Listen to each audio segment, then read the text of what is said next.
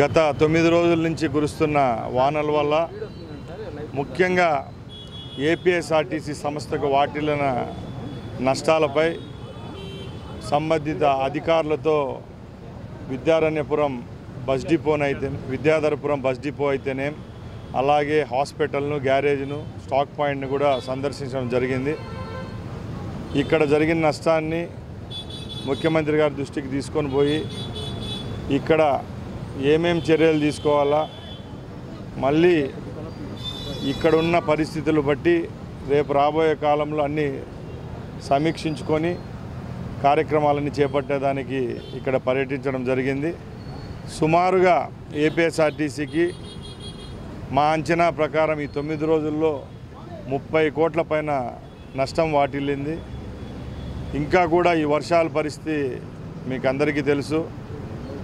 మేము ఒకటే చెప్తున్నాం, ఏపీఎస్ఆర్టీసీ సంస్థకు వాటిల్లిన నష్టాన్ని పూడ్చుకునేదానికి సెంట్రల్ అలాగే స్టేట్ డిజాస్టర్ ఫండ్ అనేది ఒకటి ఉంటుంది కాబట్టి ముఖ్యమంత్రిని కూడా అడిగేదానికి మేము సిద్ధంగా ఉన్నాం. అలాగే ఈ బస్సులు అంతరాయానికి మేము చింతిస్తున్నాం. ఎందుకంటే ఇక్కడ ఈ వర్షం వల్ల పూర్తిగా డిపోలోకి నీళ్ళు రావడం, అలాగే హాస్పిటల్లోకి నీళ్ళు రావడం, ఇక్కడ ఏమైతే పనులు ఉంటాయో అన్నీ పూర్తిగా నిలిచిపోవడం జరిగింది. కాబట్టి అతి త్వరలోనే చర్యలు తీసుకొని మళ్ళీ యథాతథిగా కార్యక్రమాలు చేపట్టేదానికి ఏపీఎస్ఆర్టీసీ యాజమాన్య అధికారులు సిద్ధంగా ఉన్నారని తెలియజేసుకుంటున్నాను. రెస్క్యూ ఆపరేషన్లో ఆర్టీసీ ఎట్లాంటి చర్యలు తీసుకుంటారు విజయవాడలో?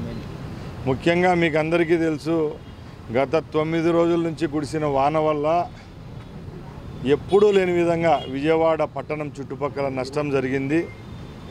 మా వంతుగా ఆంధ్రప్రదేశ్ రోడ్డు రవాణా సంస్థ నుంచి అలాగే ట్రాన్స్పోర్ట్ నుంచి ఏవైతే కార్యక్రమాలు చేపట్టాలా మేమున్నామంటూ స్వచ్ఛంద సేవా కార్యక్రమాల్లో అలాగే మాకు పైన అధికారులు చెప్పిన విధంగా మేము పనిచేయడం జరుగుతూ వచ్చింది.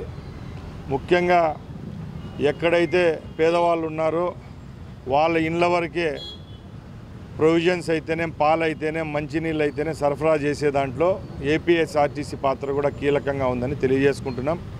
అలాగే ఏ నష్టం వచ్చినా ప్రజలకు సంబంధించి దాంట్లో మేమున్నామంటూ ముందుకు వస్తాం. రాబోయే కాలంలో కూడా ఏపీఎస్ఆర్టీసీ తరపున, ట్రాన్స్పోర్ట్ తరపున, హైర్ బస్సులకు సంబంధించిన వాళ్ళ తరపున, యాజమాన్యాల తరపున కూడా మా దగ్గరకు వస్తున్నారు. ఈ విపత్తు నుంచి బయటపడేదానికి మా వంతుగా మేము సీఎం సహాయ నిధికి ఇస్తామనడం కూడా జరిగింది. అతి త్వరలోనే మీ ముందర ప్రకటిస్తాం. సార్, సిబ్బంది డ్రైవర్లు కానీ కండక్టర్లు కానీ వాళ్ళు నీళ్లు నీటిగా చాలామంది డ్యూటీలోకి వచ్చి మరీ సర్వీస్ చేశారు. సో వాళ్ళ చేసిన సర్వీస్ ఎట్లా? తప్పకుండా అండి.